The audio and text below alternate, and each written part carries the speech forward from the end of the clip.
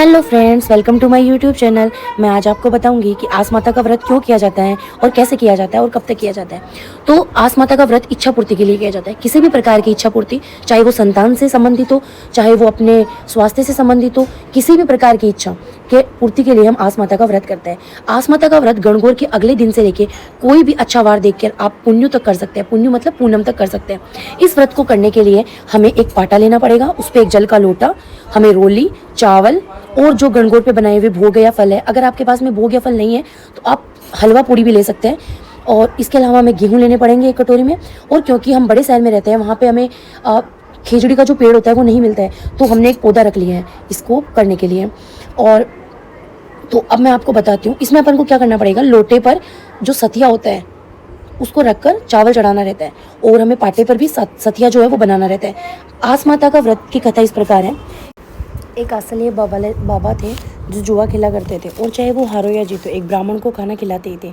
एक दिन उनकी भाभीियों ने बोला कि आप हारते हो जीतते हो दोनों में ब्राह्मण को खाना खिलाते हो, तो ऐसे कैसे काम चलेगा। और उनको घर से बाहर निकाल दिया। वो घर से बाहर निकलकर शहर की ओर चला गया और अब आस माता की आस करके बैठ गया। ये खबर पूरे गाँव में, पूरे शहर में फैल गई कि एक जुए का बहुत बड़ा खिलाड़ी आया है। एक दिन राजा को पता चला और उसने उस बाबा को खेलने को बुलाया। अब जुए में राजा सारा अपना राजपाट था वो हार गया, और वहाँ पे आसलिया बाबा जो थे वो राज करने लग गया। फिर उनके अब हुआ ऐसा कि उनके भाई और भाभीियों के यहाँ पे अन्नदाता का बेर पड़ गया, तो वो लोग आसलिया बाबा को ढूंढने के लिए निकल गए।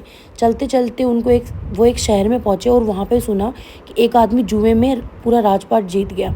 वो उस राजा से मिलने गए और बोले कि हमारे भी एक बेटा था जो आसलिया बाबा जिसका नाम था वो भी जुआ खेला करता था, और हमने उसको घर से बाहर निकाल दिया। तब उन्होंने बोला कि वो मैं ही हूँ आपका बेटा, आपकी करनी आपके हाथ, मेरी करनी मेरे हाथ। तब उनकी माँ ने बोला कि आस माता ने इतना दिया है, अपन अपने घर देश में जाके उसका उज्जमन करेंगे। और उन्होंने अपने देश जाकर उसका उज्जमन किया और सुख से सारा राजपाट करने लग गए। हे आस माता, जैसे आपने आसलिया बाबा को दिया वैसा ही सबको देना।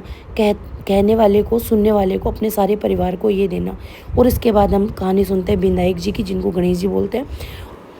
ये कहानी सुनने के बाद जो भी आका आपके हाथ में थे, आपको उनको लोटे के साथ, जिससे आपने कहानी सुनी है उसके साथ इस पौधे में, या जो भी पेड़ जिसके नीचे आप ये सुन रहे हैं वहाँ पे ये अर्पित करते हैं। लेकिन हाथ में अपन को चांदी का छल्ला रखना है। और ये जो फल होते हैं, जो भी भोग लगाते हैं, इसको नहीं लेते हैं, इसको साइड में रखते हैं। ये जब हम खाना खाएंगे तो सबसे पहले इसी भोग को खाएंगे। और ये करके हम इन गेहूँओं को, मतलब जो आखा है, इनको इस पौधे में अर्पित करते हैं। ये करने के बाद में सूर्य को हम जल अर्पित करके आएंगे, और वहाँ पे 4 या 2 जो है फेरी लगा के और पानी को आँखों के लगा के इस व्रत को पूरा करेंगे।